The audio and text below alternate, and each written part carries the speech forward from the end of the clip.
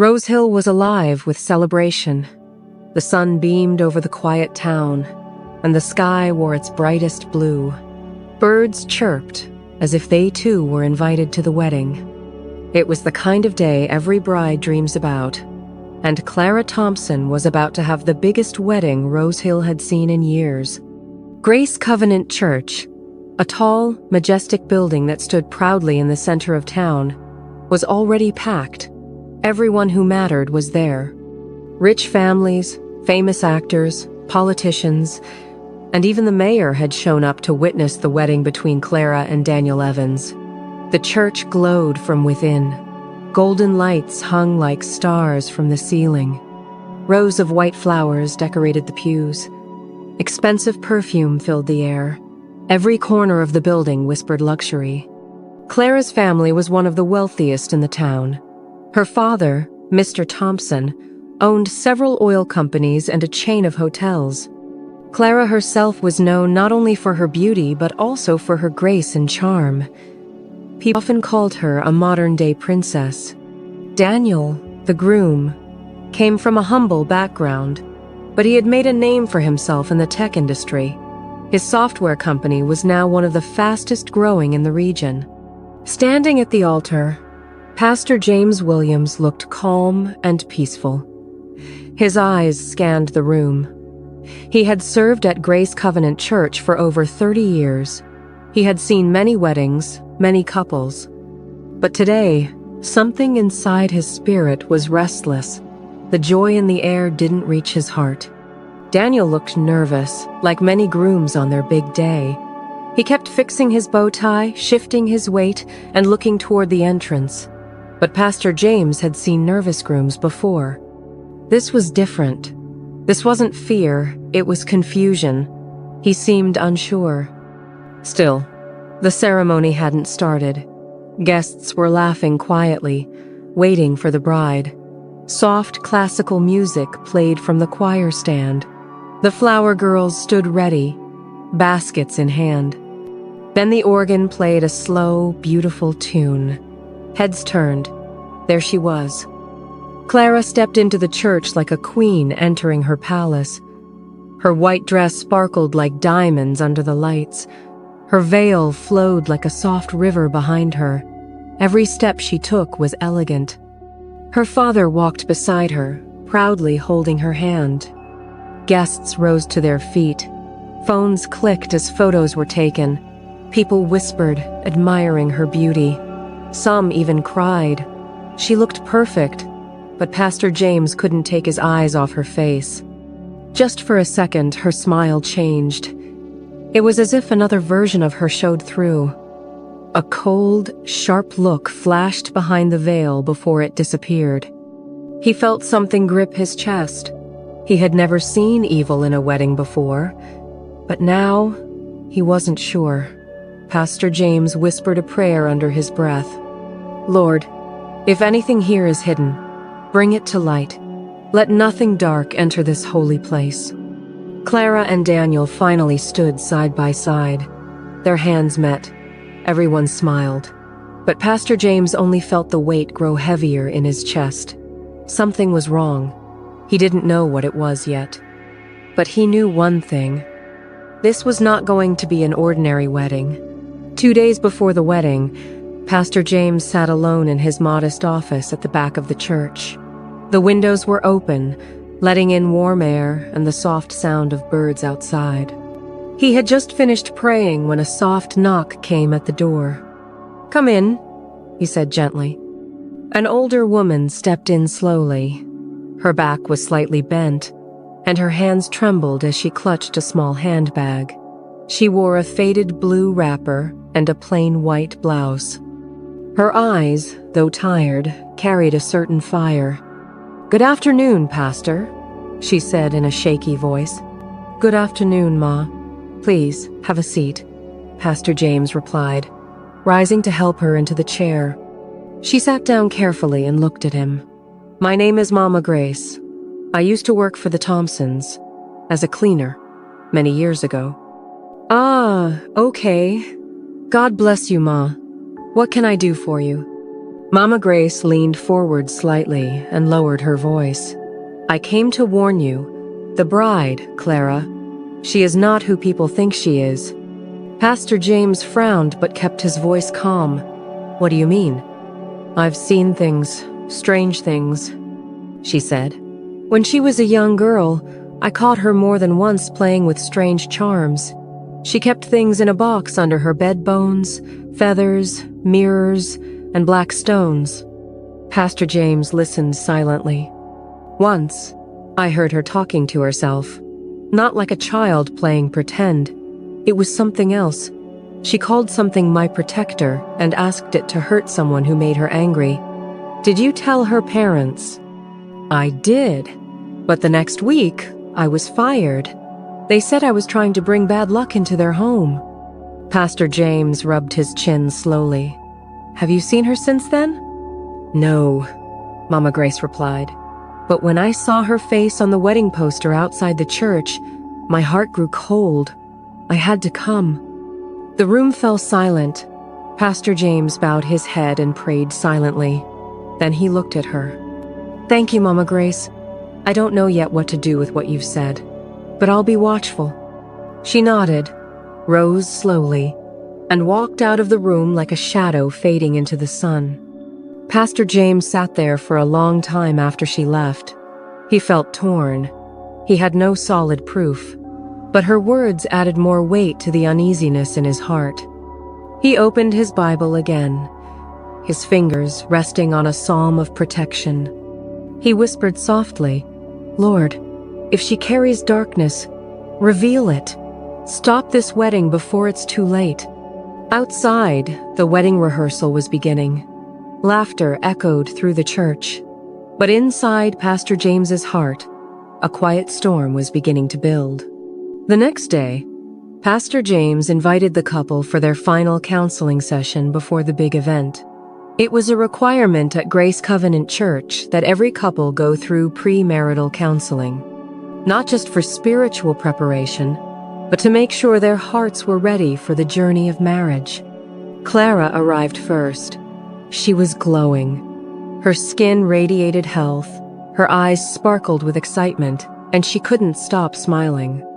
She talked cheerfully about the honeymoon in Seychelles, the diamond-studded dress she would change into for the reception, and how much she loved Daniel. When Daniel came in, he smiled politely but looked a little tired. His eyes had dark circles under them, and he kept tapping his fingers on the chair arm. Pastor James took note. They began with a short prayer, and then the pastor asked them each to describe what they loved most about the other. Clara leaned forward, smiling. He's sweet, he's loyal, and he always listens to me, even when he disagrees. Daniel chuckled lightly. She's beautiful, smart, very focused. Focused, Pastor James repeated. That's a good word. Focus can be a strength or a weapon, depending on how it's used. Clara laughed. Don't worry, Pastor. I only use my focus for good. But Pastor James didn't laugh. He noticed how Daniel's smile faded a little. He changed the topic. Daniel, can you tell me your favorite childhood memory with Clara? Daniel blinked. Oh, that would be the time we played by the waterfall near her grandfather's house in Meadow Hills. We used to throw pebbles in and make wishes. Clara nodded quickly. Yes, that was so long ago. Pastor James smiled gently, but inside, a red flag went up. There had never been a waterfall in Meadow Hills. He had grown up in Rose Hill and knew every stream and river by name. It was a small lie, but it bothered him. He looked Daniel in the eye. And what about her grandfather? What did he do for a living? Daniel paused. He was, a carpenter, I think? Clara laughed again. Pastor, you're testing us. Pastor James kept his voice light. Just making sure you both know each other well.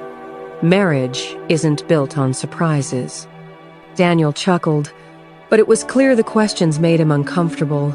When the session ended, Clara stood and hugged the pastor tightly. Thank you for guiding us. she said. Daniel nodded respectfully. Yes, sir. We'll see you tomorrow. As they left, Pastor James stood by the window and watched them walk away. Clara's step was confident. Daniel's was slower, unsure. The pastor sighed. Something didn't add up. And now he was sure. Daniel had doubts. He just didn't know how to say it yet. The morning of the wedding came quickly. The sky was clear, and the air felt fresh. Yet something in Pastor James's heart felt heavier than ever. The final counseling session still echoed in his mind. Clara's quick laughter, Daniel's unsure answer sit, all painted a picture that troubled him deeply. But he had no proof, no clear reason to stop anything, just a feeling that refused to leave. By 8 a.m., the church compound was already busy. Florists were placing the last bunches of flowers. Musicians were tuning their instruments. Ushers in crisp uniforms moved about quickly, ticking checklists and arranging guests' seats. Daniel arrived quietly with his best man, wearing a clean white suit. He smiled and shook hands with guests, but his eyes kept drifting toward the church doors, like he was waiting for something or someone to walk in and change everything. Clara, on the other hand, arrived like a queen. Her car pulled up slowly, and when she stepped out, people gasped. Her wedding dress was made of soft silk and delicate lace, with tiny crystals that sparkled in the sun. Her veil was long and smooth, covering her from head to waist. But what caught Pastor James's eye was the necklace she wore. It was different. A silver chain held a black, polished stone that seemed to glimmer unnaturally, even in the shade. It was shaped like a teardrop, dark and glossy, almost like it had its own light inside it. The moment Pastor James saw it, his chest tightened. He whispered to one of the ushers, "Please ask Clara to meet me in my office for just a few minutes. Tell her I need to bless her personally before the ceremony."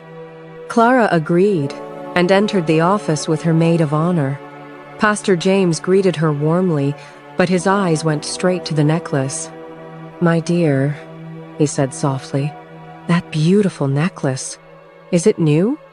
Clara's smile froze for a split second. "Yes, a family gift.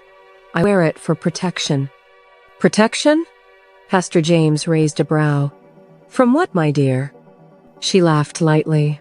"Oh, you know, bad luck, jealousy. It's just symbolic." "May I bless it?" he asked gently. Clara's hand moved instinctively to cover the stone. "It's already blessed by someone close to me." The room grew quiet. Even the maid of honor glanced at Clara with a confused look. Pastor James nodded slowly. "Very well. May the Lord guide this union." He didn't push further, but as Clara left the room, he whispered a prayer. "Lord, if this stone carries darkness, reveal it. Don't let this wedding continue under any hidden shadow." He walked back to the altar and took his place. Guests were now all seated. The music started. The flower girls marched in.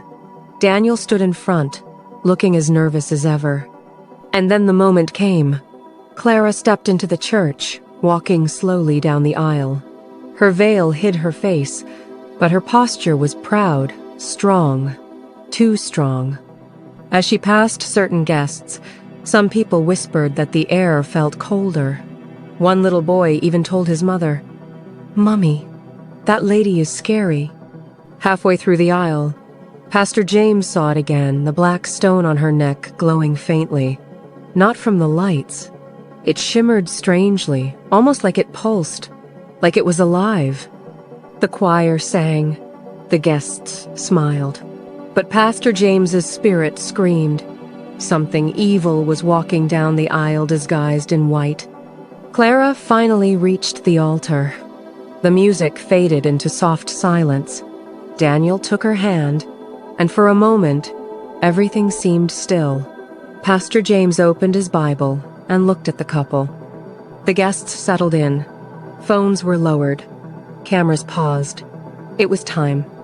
"Dearly beloved," Pastor James began, his voice steady, "we are gathered here today to witness the union of Clara Thompson and Daniel Evans in holy matrimony. If anyone here knows a reason why these two should not be joined together, speak now or forever hold your peace." As expected, the room stayed quiet. People smiled. Some chuckled softly. A few leaned toward each other and whispered things like, "No objections here," or "perfect couple."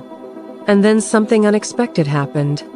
The black stone on Clara's necklace pulsed again, but this time it glowed bright for a split second, like a flash of lightning. A gust of cold air swept through the church. The candles flickered. A child near the front row started crying. Pastor James took a slow breath. His spirit could no longer stay quiet. He looked directly at Clara. "My dear," he said gently, "before we continue, I must ask you something. Will you remove the necklace around your neck?"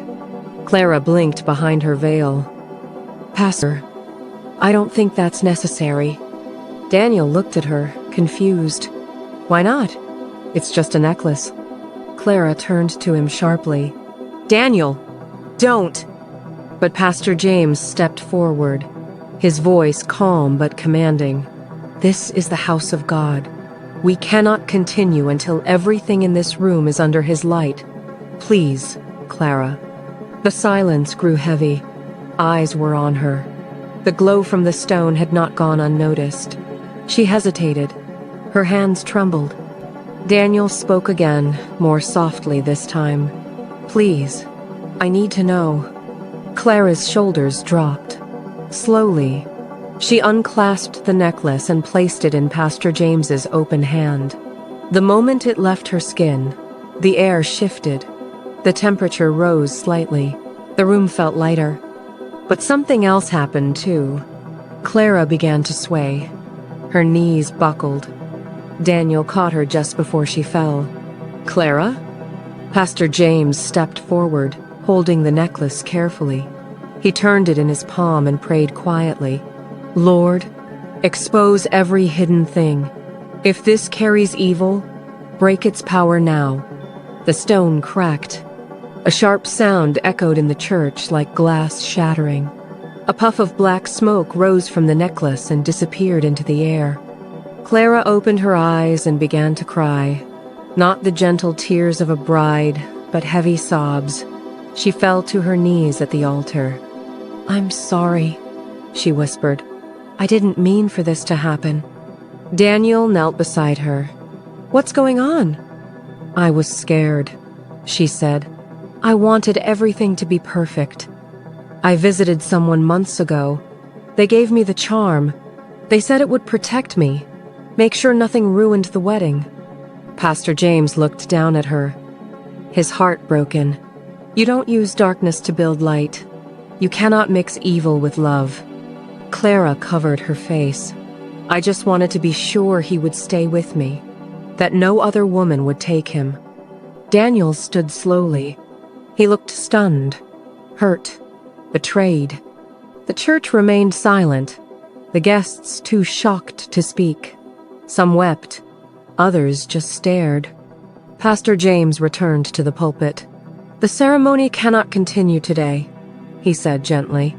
"What has been revealed is not meant to shame, but to save. Let truth be the foundation of love, not fear." Clara was helped to her feet and quietly led away by her mother. Daniel stood alone at the altar, hands shaking.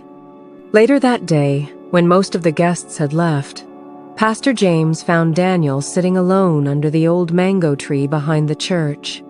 "I don't know what to feel," Daniel said. "You don't need to decide today," Pastor James replied, "but you need to heal with truth."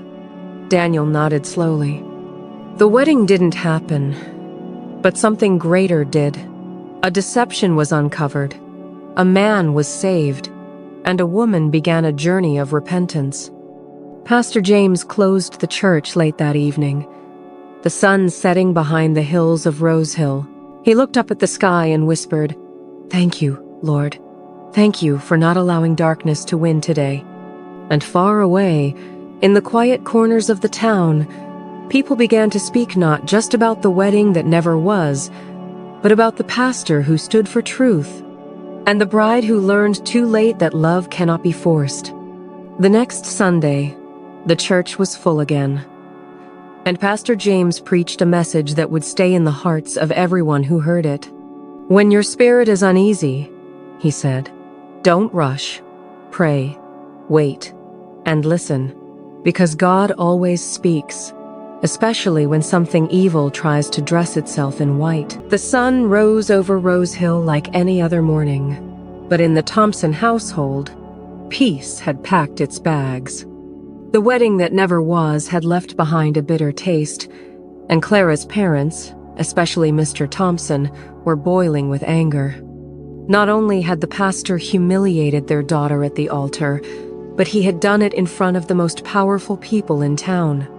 Celebrities, politicians, even the mayor had watched Clara fall apart right there on the altar.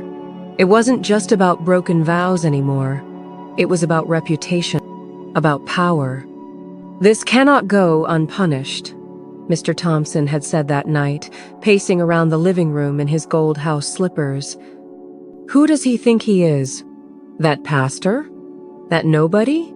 To embarrass my daughter like that?" Clara sat quietly in a corner, her eyes sunken, her fingers still sore from where the black bracelet had cracked and disappeared. She hadn't spoken much since that day, but when she finally did, her voice was low and cold. "He ruined everything." Mr. Thompson wasted no time. He called Chief Johnson, an old friend in high places, and his family's personal lawyer, Richard. In less than 48 hours, formal charges were filed against Pastor James for defamation, emotional damage, and disrupting a lawful ceremony. And by the following evening, the unthinkable happened. Pastor James Williams was arrested. They came for him quietly. No sirens, no handcuffs at first, just two plain-clothed officers and a warrant. The church staff stood in disbelief as their pastor was taken away without even being allowed to finish evening prayers. Inside the holding cell, Pastor James sat calmly with his Bible, whispering scriptures under his breath. But in his heart, he knew something much deeper than legal trouble was at play. He had seen the glow of that bracelet. He had felt the cold shift in the atmosphere when Clara walked in. This wasn't just heartbreak. It was spiritual warfare. Across town, Daniel was nowhere to be found. After the wedding was called off, he left Rose Hill quietly with no calls, no texts, no explanations. Some said he'd gone to Abuja. Others whispered he was in a prayer camp. But the truth was, Daniel was trying to clear his mind and fight the strange dreams that had started the night after the wedding. Dreams where he was trapped, walking in circles. Dreams where he saw Clara calling him, reaching out with that same cracked bracelet glowing in the dark. And Clara? She had made up her mind. She couldn't let Daniel go. That was when someone whispered a name to her. A name people only said in fear. A woman said to speak with spirits, to change destinies. Deep in the forest outside Rose Hill, where even birds stopped singing, lived a spiritualist called Mama Nkata, and Clara went to find her. The forest path leading to Mama Nkata's shrine was narrow, overgrown, and filled with thorns. But Clara didn't blink. She walked like a woman on a mission. Her maid of honor, Elaine, had begged her to let go of it all, to heal, to move on. But Clara didn't want healing. She wanted Daniel. She wanted her wedding, her fairy tale, her happy ending at all costs. When she finally stood before the thatched hut, the air grew colder. The trees behind her stood still, as though even the wind had stopped to watch. From inside came the voice, low, raspy, and full of something that didn't sound human. "You came late, child of pride. I've been expecting you." Clara stepped inside. The shrine was dark. Smoke hung in the air like a curtain. Animal skulls lined the shelves. Dried herbs swung from the roof.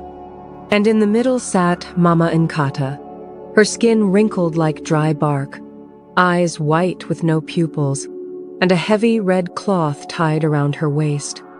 "I want him back," Clara said, her voice shaking slightly. "I want him to love me again. I want him to never leave me." Mama Nkata chuckled. "Love? What you want is not love. What you want is ownership." "I don't care," Clara snapped. "Just make it happen." The old woman pulled out a black leather pouch and poured ash into a small calabash. She added a feather, a mirror shard, and finally, a single drop of Clara's blood. The mixture hissed like oil on fire. Mama Nkata looked up. "You still have the bracelet?" Clara nodded slowly. She had retrieved the broken pieces after the church disaster and hidden them in her drawer. "Good," the spiritualist said. "Bring it to me tomorrow. I will remake it. Stronger. This time, it will not only bind his heart, it will bind his destiny." Back in Rose Hill, the news of Pastor James's arrest was spreading fast. Some people were outraged, others were silent, too afraid to speak against the powerful Thompsons. But not everyone was scared. Angela, a young journalist known for stirring the pot, heard about the case and immediately smelled corruption. "He's been locked up without bail?" she said, flipping through court documents. "That's illegal. And based on what? A ruined wedding?" She reached out to the church elders and soon discovered there was no official proof, just pressure from powerful people and a lot of missing paperwork. Angela wasn't the type to look away. She made it her mission to get Pastor James out, even if it meant digging into the Thompsons' deepest secrets. Meanwhile, Daniel was beginning to feel like a shadow of himself. He was staying in an Airbnb on the outskirts of Port Harcourt, trying to regain focus, but his thoughts were foggy. His dreams were worse. He kept waking up sweating, heart pounding, hearing Clara's voice calling him like a whisper in the dark. Then one morning, a package arrived at his doorstep. No note, no name, just a new black bracelet made of polished stones and wrapped in a red string. The moment Daniel touched it, he collapsed. Daniel woke up on the floor. His body was drenched in sweat, his shirt clinging to his chest like it had been soaked in a storm. The black bracelet lay beside him, glinting faintly under the morning sun. He didn't remember falling. He didn't remember sleeping. All he remembered was touching the bracelet, and then darkness. He sat up slowly, head pounding like church bells in his skull. Something felt off. The room felt colder. He looked around and saw nothing unusual. But inside, something had shifted. Meanwhile, in Rose Hill, the church was a shadow of itself. With Pastor James still locked up, services were being held by junior ministers. Some of the congregation had stopped coming. Others whispered that maybe the pastor had gone too far by calling off a rich family's wedding. The rumors were flying, and faith was fading. But not for everyone. Angela, now knee-deep in legal papers and audio recordings, discovered a voice note between Mr. Thompson and a retired judge. In it, Mr. Thompson clearly said, "I don't care how you do it. Just keep him behind bars until this embarrassment dies down." It was gold. With the help of a young tech lawyer named Barrister Peter, Angela prepared a petition and filed a case of unlawful detention and abuse of influence. The fire was catching on. Social media was boiling. Free Pastor James started trending. But deep in the heart of the town, Clara had completed her ritual. Mama Nkata had rebuilt the bracelet, infused it with stronger spirits, and warned Clara once again, "What is bound by force will always bleed somewhere." Clara didn't listen. That evening, under the cover of dusk, she boarded a flight to Port Harcourt.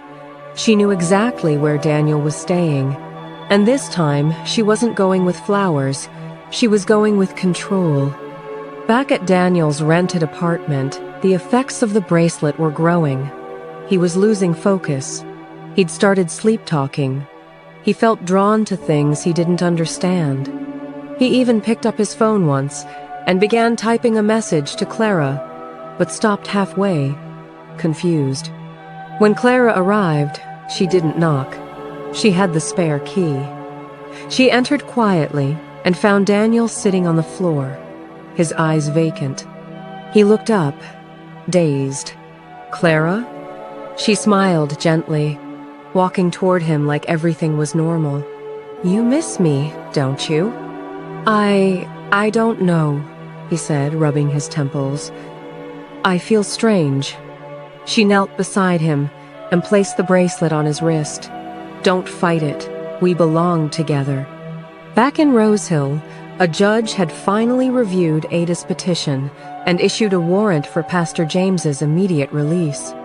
That same night, as he walked out of the prison gates, a strong wind blew over the town, as if something ancient had been disturbed.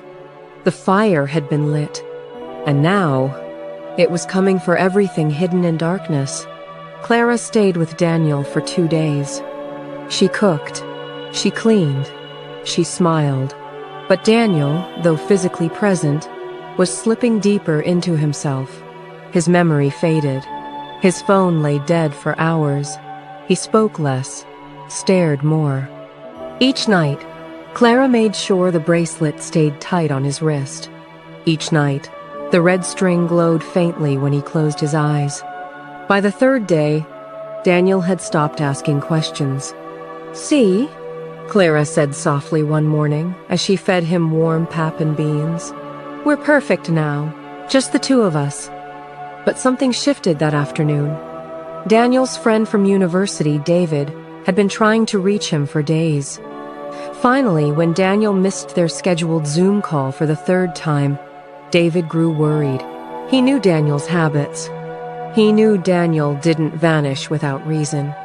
He called a mutual friend in Port Harcourt, tracked down the apartment, and made a surprise visit. What he saw shook him. Daniel was seated like a statue, eyes half open, a strange black bracelet wrapped tightly around his wrist. Clara answered the door looking perfect, almost unnaturally so. When David asked questions, she smiled and said, "Daniel's just tired. He's recovering." But David wasn't convinced. He excused himself politely, went straight outside, and called Ada. "Something's wrong," he said. "Clara's here. Daniel's not himself, and there's this weird bracelet on him." Ada's heart skipped. She was already working on clearing Pastor James's name, but this sounded like the final piece of a deeper puzzle. Meanwhile, back in Rose Hill, Mr. Thompson and his lawyer Richard were facing legal heat.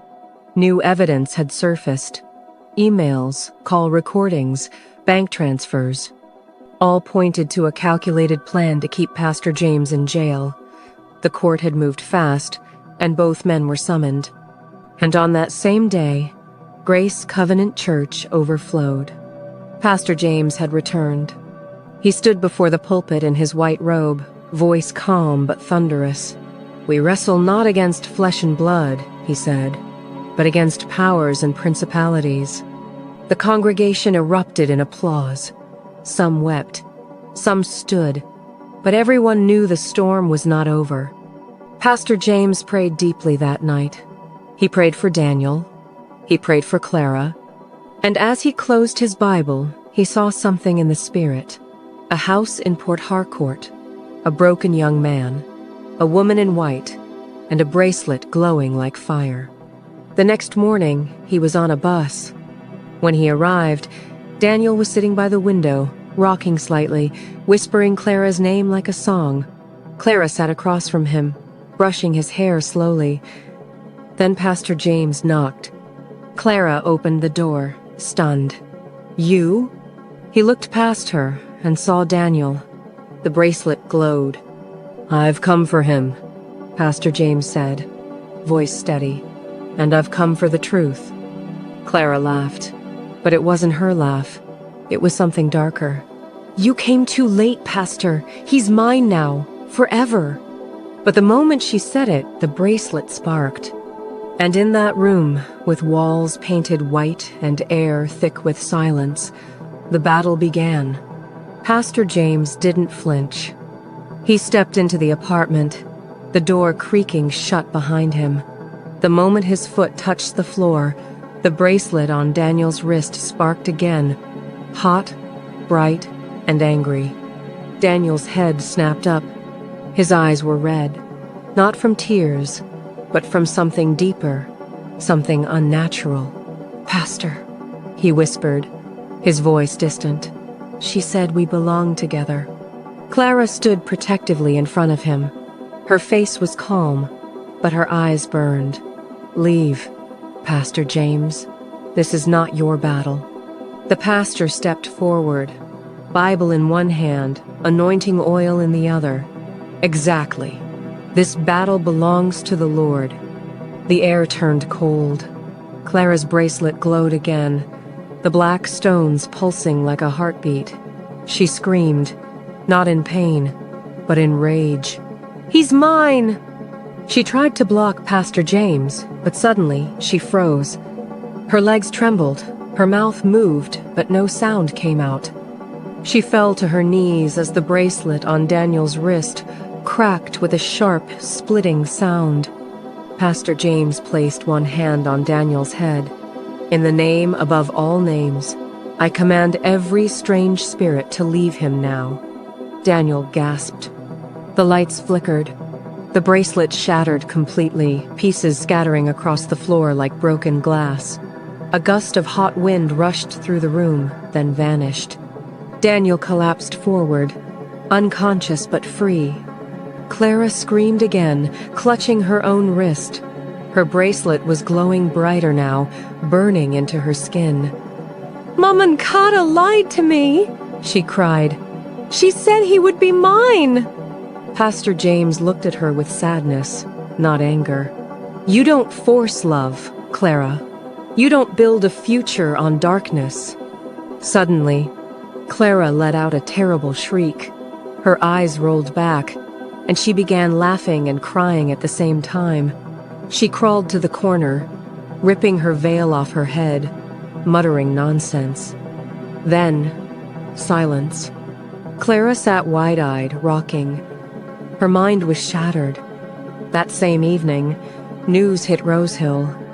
Mr. Thompson and his lawyer were convicted. The court found them guilty of corruption, false charges, and abuse of power. The Thompson family's empire crumbled almost overnight. Their businesses lost clients. Their hotel chain faced investigations. Pastor James returned home a few days later to a thunderous celebration. Grace Covenant Church was fuller than ever. His sermons carried a new weight, refined in the fire of injustice and spiritual battle. Daniel moved back to Rosehill quietly. He never spoke publicly about what happened, but every Sunday he sat in the second row, eyes closed in worship, free. As for Clara, she was taken to a mental health facility outside the town. Her mother visits her once a week. She no longer remembers the wedding or the bracelet. She often sits by the window, staring out, asking the nurses if they've seen the light. Mama and Kata vanished. Her shrine burned down 2 nights after Clara's breakdown. No one knows who did it, but some say she was seen walking deep into the forest, barefoot, never to return. And so, Rosehill breathed again. One Sunday morning, as birds chirped over the hills and the sun lit up the white walls of Grace Covenant, Pastor James stood at the pulpit and said, "When people use evil to protect what they love, they end up losing it. But when truth walks through fire, it comes out gold." And the church said, "Amen." If you were moved by this story, don't forget to like, share, and subscribe. Drop a comment and tell us what lesson this story taught you.